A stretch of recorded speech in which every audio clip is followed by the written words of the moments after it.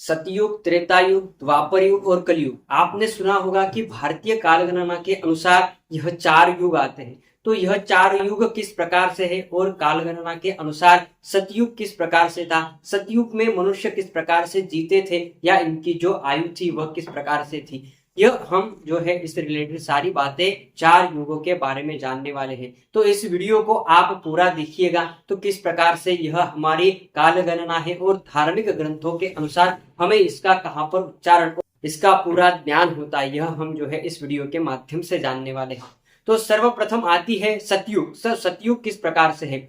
सतयुग में मनुष्य अत्यंत जो है वह सत्य के राह पर चलता था, धार्मिक ग्रंथों के अनुसार चलता था, धर्म के रिलेटेड चलता था। 17,28,000 वर्ष का पूरा अवधि था। इस अवधि में सतयुग है। उसके आगे जो आता है वह त्रेतायुग। तो त्रेतायुग में मनुष्य की जो आयु सतयुग में आयु थी उससे कम जो है वह त्रेतायुग में आयु हो गई। उसी के साथ जो इनकी ऊंचाई थी या मनुष्य में जो बड़े बदलाव हुए उनमें कुछ ना कुछ तो कमी आने लगी। जैसे कि इनकी आयु थी वह बदलाव बड़े त्रेतायुग में आने लगे। इसकी त्रेतायुग का पूरा अवधि जो है वह 12,96,000 वर्ष था। तो यह जो त्रेतायुग है, त्रेतायुग में उसके अनुसार जो है वह मनुष्य में बदलाव आते गए, जैसे कि आयु कम होना या ऊंचाई कम होना, इस प्रकार से जो है वह मनुष्य में बदलाव आते गए। उसी के साथ उनके धर्म के रिलेटेड जो है वह बदलाव भी आते गए। उसके आगे जो आता है वह द्वापर युग। द्वापर युग में जो है वह अत्यंत बड़े बदलाव लाते गए। जैसे कि द्वापर युग में मनुष्य की ऊंचाई भी कम हो गई, आयु भी कम हो गई और विचार भी जो है वो बदलते चले गए। जैसे कि धर्म को लेकर या धर्म को अधर्म या मानते हुए जो है वह मनुष्य में बदलाव आते।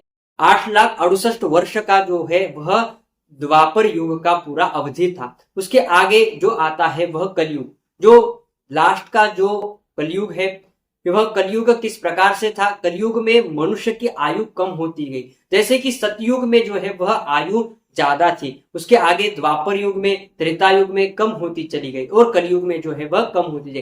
प्रारंभिक में जो कलयुग का प्रारंभ था उसी समय वह मनुष्य की जो आयु थी वह 120 या उससे ज्यादा ही थी। पर जैसे जैसे जो कलयुग चल रहा है वैसे वैसे जो है वह उनकी मनुष्य की आयु जो है वह घटती चली जा रही है।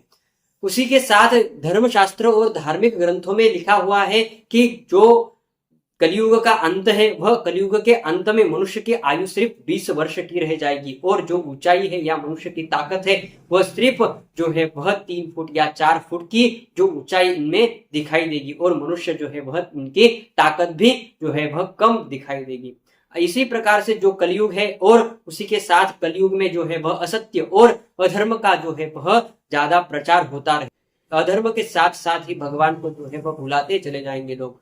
इस प्रकार से यह कलयुग है और कलयुग का अंत भी है। इस प्रकार से कलयुग के अंत में जो है वह कल की अवतार भी भगवान श्री कृष्ण लेने वाले हैं। तो उससे रिलेटेड जो है वह आगे आने वाले वीडियो में हम जानने वाले हैं कि कलयुग किस प्रकार से हो और कलयुग के अंत में किस प्रकार से यह कलयुग का अंत भगवान श्री कृष्ण यानी कि कल की अवतार में होकर आएंगे और यह अंत करेंगे। इससे रिलेटेड हम जो है वह आगे के वीडियो में जानने वाले हैं। ऐसे ही वीडियो पाने के लिए आप इस चैनल को सब्सक्राइब, शेयर और लाइक कीजिएगा।